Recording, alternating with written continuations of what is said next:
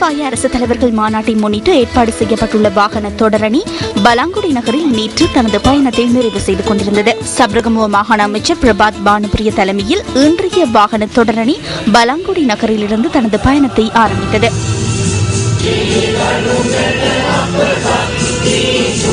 தேசிய கொடிகளை ஏந்திய வாகனத்தில் இன்று சியேரா லியோன் நாட்டின் தேசிய கொடி ஏற்றப்பட்டதுடன் அந்த நாடு தொடர்பில் மும்மொழிகளிலும் விளக்கம் அளிக்கப்பட்டது. சியேரா லியோன் நாட்டின் தேசிய கொடியை சப்ரகமுவ மாகாண அமைச்சர் பிரபாத் பானுபிரிய ஏற்றி வைத்தார்.